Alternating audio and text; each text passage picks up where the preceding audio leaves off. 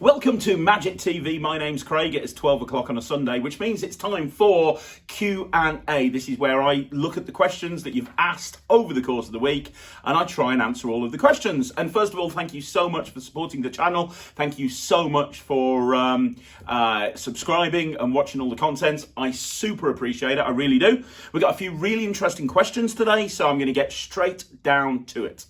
So the first question is from Neil Skinner. Hey, Neil. Thanks very much for the question. You've got a couple of questions. I'm going to take them one at a time. The first question is, what's your thinking for approaching the first group at a Walkaround gig? I guess they set the tone for the rest of the gig, so do you look for a good, easy group to start with? And that's a fantastic question. Walkaround it's kind of a very interesting thing. Normally, when you book to do a Walkaround gig, it's normally sort of pre-dinner a lot of the time. So if it's a wedding, it's normally before the wedding breakfast. If it's a corporate event, it's kind of normally before they go in for sort of the tables. And likewise, it's, if you're having like a private party, a lot of the time it's kind of at a house mixing and mingling around. And that first group of people, it is really, really important that you kind of get it right. And really that's down to knowing your character and kind of understanding what type of reaction you want from your audiences. So I've talked about this on the channel before, but for me, it's kind of really important that I get people laughing. It's really, really important I get people laughing. For me, entertainment is more important than magic. If I can entertain them with magic and get them laughing, that's great. But I'm a comedy magician, and for me, the comedy side of things is as important, if not more important, than the magic side of things. So I'll want that first group to be laughing, and all the other groups will see that, because you are right. A lot of the time, when you do that first group, everybody else will look over, because up until you start performing, they're going to think that you're that you're just one of the guests. So that first group, you are absolutely right. You want to get them wowing and clapping and cheering and laughing, because then it makes it easier when you go up to the other groups, because then you go to another group and it's kind of a case of, well, you probably saw me over there, I'm Craig, I'm the magician, as opposed to going in cold with each individual group. So yes, you absolutely need to pick the right group of people. And a lot of the time, especially if there's a lot of people that I need to perform for, I will pick what I consider to be an easier group of people that I think will have a better chance of reacting better. Because we all know that it doesn't matter how good a magician you are, there's groups you can go up to and they're going to be more of a challenge. You have to work really hard to get that reaction. And then there's other groups of people and it's just like an absolute piece of cake, right? And through experience, you get to know a lot of the time which group, I can tell by looking at a group, are they going to be great at reacting? They're going to be not so good. And that just comes from experience. I will say I have no problem performing for guys and girls. I've got a friend called Nemid Phoenix. He much rather prefers performing for women, and his easy group is women, because he knows he can get a great reaction from there. I've got other friends that are more kind of the sort of people that perform for guys. I really don't mind, but I do take a different approach. If there's girls there, I do a kind of slightly different presentational style than if there's guys there, because if there's guys there, I'm a little bit kind of more of a take the joke, take the piss type of situation. But the point I'm trying to make here is you want to find that group that you're most comfortable performing for. Have a look around and look for the people, if you like Nemid, the sort of people that sort of performer who prefers performing for women, look for a group of women and look for the ones that look like they're having a good time. They're laughing, they're joking. If you've got that group of people and they're all there kind of very straight-laced, that might not be the best group to go for. And go in with some really hard-hitting magic that you know is going to get a great reaction. Greg Wilson calls it your 1,000-timer. What trick in your repertoire is your 1,000-timer that you've done 1,000 times? You can do it in your sleep without thinking, that you know is going to get a great reaction. Go in with that 1,000-timer. Set the tone for the rest of the gig. So yeah, to answer your question, you want to smash it. You want to kind of go in with the approach of, I'm going to absolutely smash this, because then it's going to make my job a little easier with every other group. I hope that makes sense, and I hope that answered your question.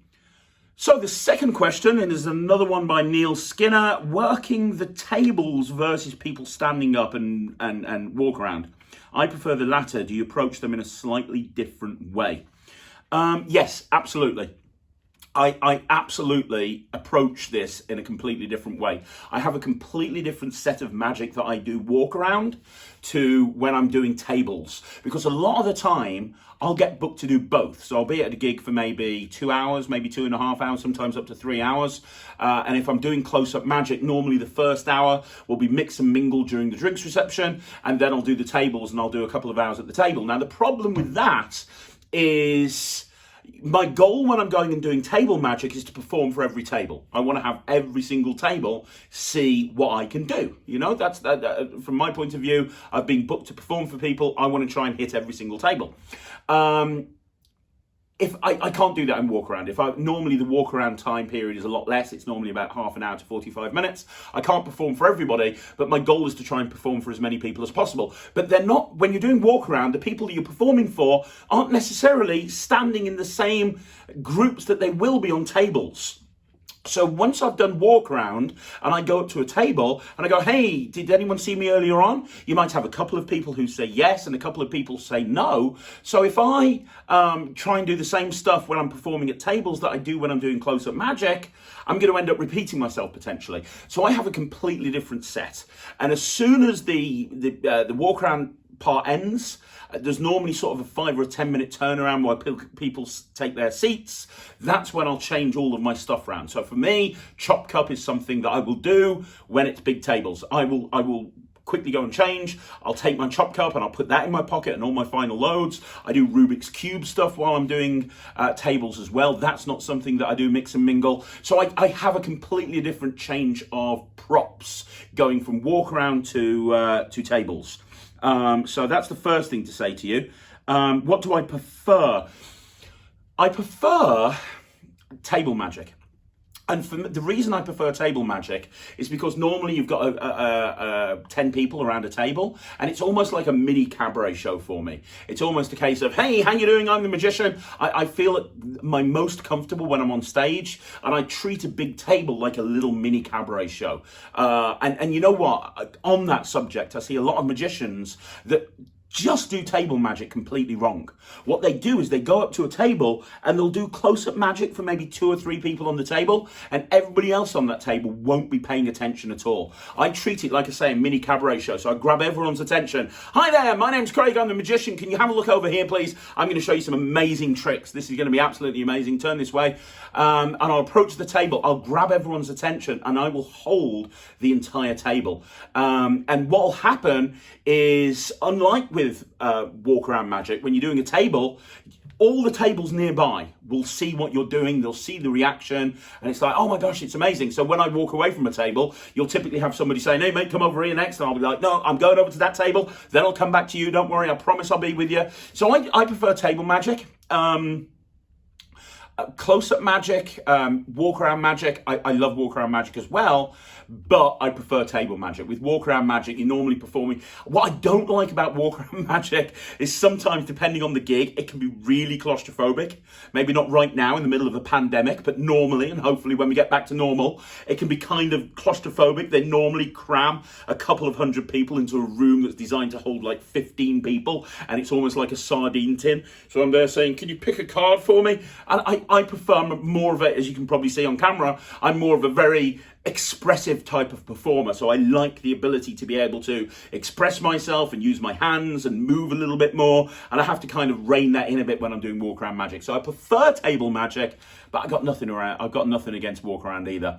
But yeah, in terms of how do I approach it differently, I'm kind of, the best way to describe it is I'm large and in charge on tables. So when I'm doing table magic, I'm in there, I grab the attention of the whole table immediately. While I'm doing walk around magic, my approach is a little bit different. It's not so much, hello! It's more, hey guys, how you doing? My name's Craig, I'm the magician. I'm not as dodgy as I look, honestly. I just want to show you a couple of magic tricks. It's going to be amazing. You ever seen a magician before? Oh, let me show you this. And it's kind of more intimate is the way to describe it, versus large and in charge and very kind of cabaret style when I'm doing table magic. So yeah, I approach it differently, and I do prefer table magic to walk around.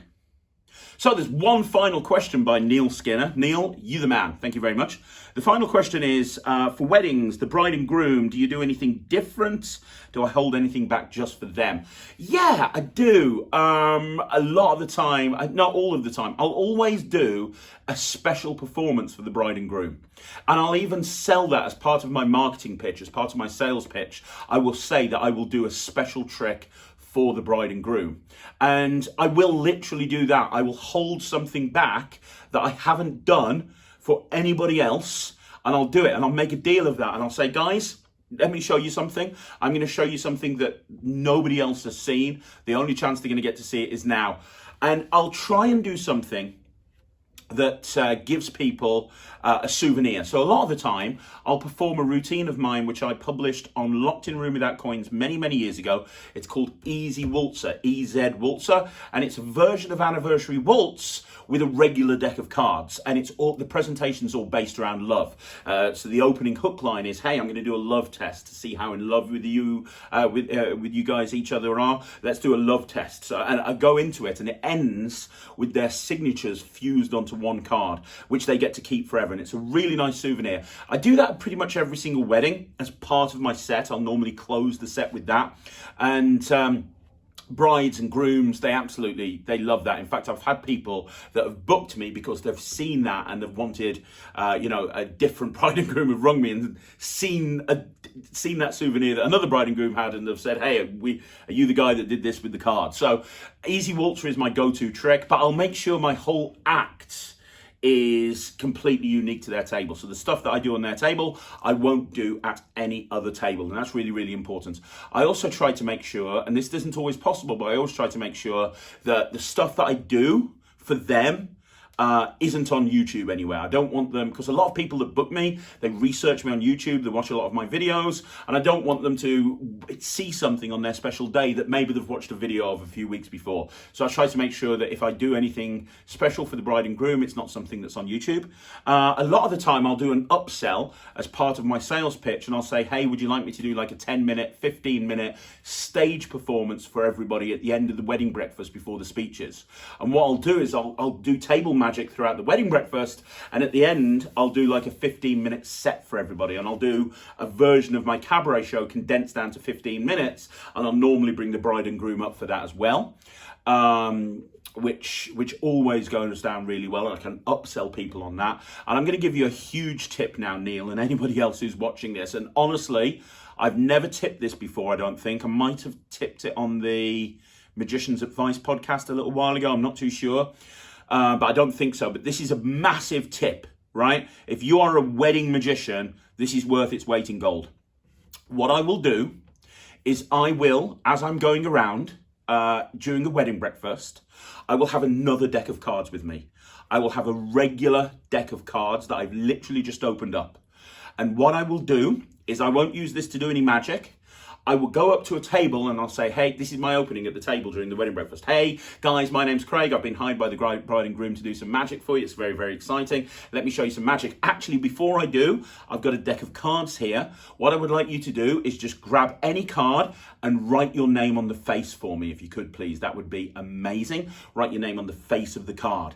Now, we're not going to do a trick with that, but I plan to give this deck of cards to the bride and groom at the end, and I want to try and get all of their guest signatures on all of the cards in this deck. Can you do that while I'm performing for you? Brilliant. Now let me show you something with a coin. Bah, bah, bah, bah, bah. So I'm performing for them, and they're handing this deck round, and they're all signing it. They just pick a card out and they sign it, and then I go to the next table, I do the same thing, and if I'm at a wedding breakfast for a couple of hours, an hour and a half, 2 hours, I can get that whole deck signed very, very easily. So when I go to the bride and groom, the finale is, I've just done a card trick for them, normally Easy Waltzer. They're looking at this card, they're freaked out, and I will do a deck switch at that point for the pre-prep deck. And on the face of it, I make sure I've got the Ace of Hearts, and I have an unsigned Ace of Hearts on it as well. So I've done the deck switch. Then I say, I want to, that's a nice souvenir, that card, but I want to give you a super special souvenir. So let me try and do this for you. Watch that Ace of Hearts right there. And all I do is I do an Erdnase color change. And as I do the Erdnase color change, the signature just appears on the Ace of Hearts. And I'll know who signed it. I make a mental note of who signed the Ace of Hearts. And I go, hang on a minute, that's that guy's signature over there. And then all I do is I put that down there. The Ace of Hearts that's now hidden under it, that gets palmed off. That gets shifted to the back of the deck and palmed off. And I go, but the interesting thing now is every single one of these cards is signed. You now have a deck of cards, and every single one of these cards is signed by a different person at your wedding. This is a souvenir. I'm going to put it in the box. I'm going to give that to you. Happy wedding day. And now they've been left with a deck of cards, and every single card has been signed by their spectator, by a guest at their wedding. So I've never tipped that before, but that's something that I do at almost every single wedding, and it just kills every single time. They will keep that as a souvenir. It's almost like having a magical guest book that they can look back through time and time again. And a lot of the time, you know, once people realize why they're signing the cards, they'll put little messages on there as well. So it's a super cool thing to try. Please go ahead and try it. I hope that helps. Hope that answers your third and final question. So Neil, thanks very much for all of those questions. Right, so the next question is by Ablofludio. Ablofluido sounds Italian. Ablofluido. I don't know. How you doing, buddy? I do a lot of card tricks, a lot of card magic, but nothing else. Where would you recommend I start out with trying to get into some coin magic? Videos preferred over books. You know what? You're not the first person to say this. I'm on a mission to try and get more people to learn more coin magic. And the reason that most magicians don't do coin magic is because it's not very accessible. And what I mean by that is if you want to be able to do a coin trick, you have to be able to vanish a coin, you have to be able to palm a coin, you have to be able to do all of that stuff. Even if you're using a gimmicked coin, you've got to switch that gimmick in and out. You know, it's a difficult, there's a high barrier to entry. It's a very difficult thing for people to get into. Now, compare that to card magic. It's very, very easy. It's very accessible. You can go and buy a book on self-working card tricks or a video on self-working card tricks, and you can be literally within 15 minutes performing magic for people with a deck of cards. And the thing that most magicians find the hardest thing to do with a deck of cards, which is palming, that's what you have to do in every single coin trick ever created. So you are right, it's a difficult thing to get into. It's why a lot of magicians don't do coin magic.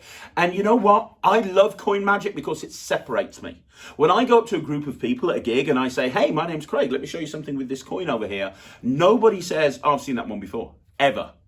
But if you do a card trick, you pull a deck of cards out and go, hey, pick a card. They go, I've seen this one before. Now, they've probably not seen it before, but they're conditioned into thinking magicians do card tricks. So coin tricks help me stand out.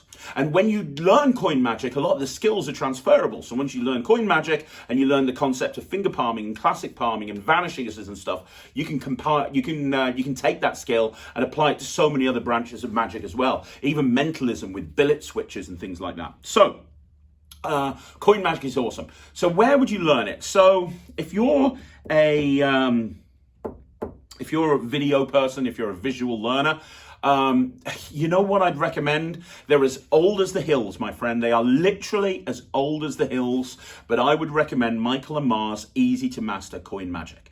That's one of the first coin things I got on VHS. Michael Amar's Easy to Master Coin Magic, or Michael Amar's Easy to Ask Money Magic, I think, because there's a lot of tricks with bills and stuff on. They're like 10, 11 years old, 12 years old, probably older than that. They're really old, but they are still absolutely amazing. And you learn so many different routines. Michael went out and he picked the best tricks that he could find, from so many different coin magicians, and he put them onto one thing. So you're going to learn Daryl's Cross of India, you're going to learn different versions of Matrix, you're going to learn David Ross hanging coins, all of that great stuff you're going to learn on there. So I go for Michael Amar's 3 DVD set, or 3 that are available as a download. I would go for that. Michael's also an exceptional teacher.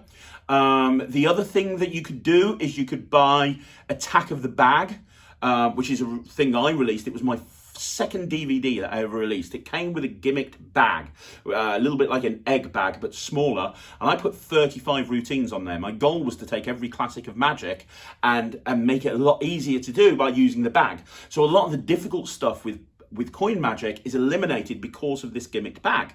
You don't need to palm anywhere near as much. You can do jumbo coin productions without even needing to learn how to palm a jumbo coin. So there's a lot of stuff that you can actually do with that. It's still available. It's called Attack of the Bag, stroke Return of the Bag. It is available, and it comes with the bag, and you can use any coins with it. That's also something really good to go for. What else? And then the other thing is, once you've got a little bit, no, two other things actually. One is the coin guys. The original coin guys were David Roth, Michael Rubenstein, Jeff Latter, and Mike Gallo, and the four of them put like 16 DVDs together, and those four men are like my four heroes. I just love them so much, and they bought videos out on every aspect of coin magic. You want to learn about coins across, you want to learn about copper, silver, whatever it is, they've got all of that material there, over 16 DVDs I think it is. So that's the other thing to look for. And then obviously you've got one of the legends of coin magic, modern coin magic at any rate, which is Eric Jones. And Eric Jones bought out a set of 4 downloads called Metal Volume 1, 2, 3, 4. He bought those out through Illusionist. That's a great download to get as well. So I'd go with either Metal by Eric Jones through Illusionist. I'd go for the New York Coin Guys set of 15 DVDs. You've got Roth on there, Rubenstein. It's a real treat to see Jeff Latter perform, Mike Gallo, and then Michael Amar's Easy to Master Money Magic. Those are the places that I would go to learn coin magic. Hope that helps. Now we have Mr. Harmon. I think you've asked a question every week, Mr. Harmon, so thank you very much for that. I have just learnt the Mercury card fold. Good. What are the best switching devices on the market? Where can I... Okay. Okay, so I'm going to take your questions one at a time. So what's the best switching device on the market? Okay, so the best switching device on the market, in my opinion, is still paper clipped by Jay Sankey. Paper clipped is amazing. The whole idea is that you have a folded card and it's got a paper clip on it. You put that down in front of people. You then have somebody pick a card.